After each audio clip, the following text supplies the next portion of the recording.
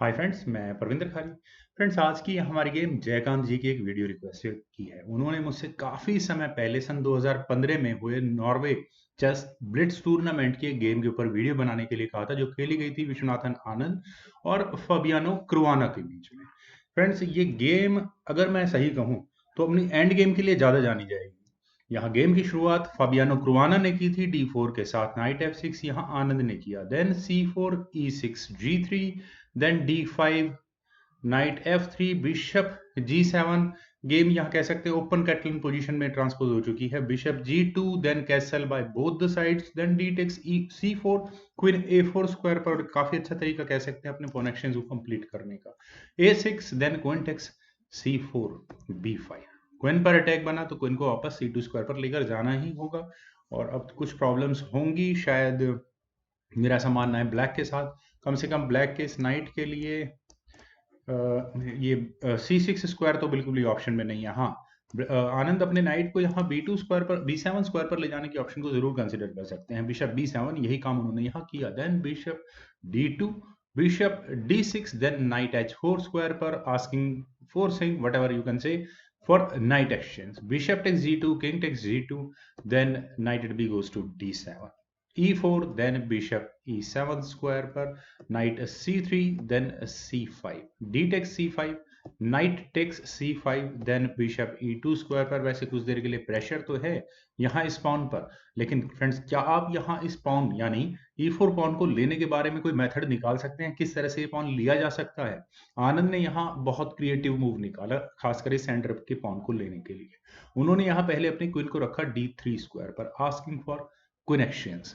और अगर यहाँ क्वीन एक्सचेंजेस होती है तो नाइट कम से come directly what you can से यहाँ इस D3 स्क्वायर पर पहुंच जाएगा, B2 पॉन पर अटैक होगा और उसके बाद फर्दर कुछ गेम प्ले बन सकता है। लेकिन फाबियानो ने यहाँ पहले रुक eight A goes to C1 अपनी क्वीन पर डिफेंस किया। Then queen takes C2, rook takes C2 होने के बाद आनंद को यहाँ ये E4 पॉन फाइनली मिल ही गया है। Knight takes E4, knight takes E4, then knight F3 square पर, rook at F goes to C8, then rook at F goes to C1। रुक एक्सचेंज की कोशिश है। Rook takes C2, rook takes C2, then night F6। Night F6 का मतलब ये night अगले move में डेफिनेटली यहाँ इस D5 स्क्वायर पर आकर बिशप पर और यहाँ इस रुक की एंट्री को रोकने की कोशिश करेगा। लेकिन देखते हैं कि फिलहाल यहाँ फाबियानो ने क्या मूव चला। उन्होंने यहाँ अपने बिशप को रखा D4 स्क्वायर पर एज ऑब्वियस, नाइट या D5 स्क्वायर पर, देन नाइट E5। और फ्रेंड्स, अब यहाँ किस तरह से गेम आगे बढ़ सकती है? आनंद यहाँ क्या कर सकते हैं? आनंद के लिए मुझे ऐसा लगता है कि A2 पॉन अवेलेबल है। जस्ट मेरी एक इमेजिनेशन है, मैं एक बार यहाँ कर देखना भी चाहता हूँ कि अगर यहाँ नाइट B4 जैसा कोई मूव अगर मान लेते हैं कि आनंद करते हैं, वे यहाँ इस रुक पर अटैक बनाएंगे और A2 पॉन को आराम से ले सकते हैं। लेकिन फायदा किसको होगा? रुक तो मूव करना होगा, बिशप पर अटैक बनेगा, बिशप मूव हो जाएगा, रुक और नाइट पर अटैक होगा। Then rook D7, bishop takes D7, bishop takes D7, then knight takes A2 हो सकता है, पॉन एक्स्ट्रा यहाँ मिल सकता है। लेकिन इस नाइट को वापस कैसे जाएगा? कोई प्रॉब्लम ज्यादा खास होगी नहीं फ्रेंड्स, मिल सकता था। खैर, वो मेरी इमेजिनेशन है। आनंद की कैलकुलेशन बहुत शार्प होती है और हम पोजीशन ज्यादा से ज्यादा 2 या 3 मूव के बाद की इमेजिन कर सकते हैं। ग्रैंड मास्टर लेवल पर तो, और खासकर आनंद तो शायद 15 या 20 मूव के बाद भी पोजीशन की, बोर्ड की पोजीशन को इमेजिन कर लेते हैं। F6 यहाँ पहले आनंद ने किया। नाइट को किक करना ज्यादा जरूरी है तो नाइट गया C6 स्क्वायर पर, बिशप पर अटैक बना तो किंग F7 से इस बिशप का डिफेंस यहाँ आनंद ने किया। Night A5, then king E8 square पर, F4, देन किंग D7। और किंग के D7 स्क्वायर पर आने के बाद यहाँ जरूर आनंद कोशिश करेंगे अपने रुक को एक्सचेंज करने की। किंग F3, देन रुक C8 स्क्वायर पर, rook take C8, king take C8, then king E4 square पर। और फ्रेंड्स, यहाँ bishop knight versus bishop knight, pawn end game start हो चुकी है। एक पॉन की लीड यहाँ आनंद को है, लेकिन एक पॉन की लीड यहाँ बहुत बड़ी नहीं कही जा सकती क्योंकि फाबियानो का किंग ज्यादा सेंट्रलाइज्ड पोजीशन में है। यार देखते हैं गेम में हुआ क्या था। F5 चेक, और F5 चेक के बाद कम से कम व्हाइट अपने किंग को कह सकते हैं कि यहाँ इस dangerous you can say that E5 square पर नहीं ला सकता। अदरवाइज आनंद यहाँ अपने किंग को D7 स्क्वायर पर लाएंगे और अगले मूव में थ्रेड देंगे वहां चेकमेट करने की। सॉरी, मेरे बिशप का निशाना खराब हो गया। चेकमेट करने की। तो पहले यहाँ फाबियानो ने अपने किंग को रखा D3 स्क्वायर पर, देन G6 A3, और यू कैन से किंग D7 स्क्वायर पर, then knight d5, bishop d6, knight d2, knight e7, knight f3, knight c6, bishop c3, bishop अभी बचा कर रखना है, देन बिशप e7 स्क्वायर पर। और अब यहाँ फ्रेंड्स किस तरह से ये गेम आगे बढ़ती है, मेरे ख्याल से आई थिंक बी पॉन को b4 स्क्वायर पर प्लेस किया जा सकता था यहाँ इस पॉइंट से, पर h3 पहले यहाँ फाबियानो ने किया। King d6, then b3, king d5, a4, bishop d6, 8x b5, 8x b5, then knight g5 square पर, h7 पॉन पर अटैक। और फ्रेंड्स अकेला नाइट मैं नहीं मानता कि यहाँ बहुत बड़ा डैमेज पॉन स्ट्रक्चर को दे पाएगा। वैसे तो एग्जैक्टली इसी पॉइंट पर आई थिंक e5 जैसे किसी मूव को कंसिडर आनंद यहाँ कर सकते थे।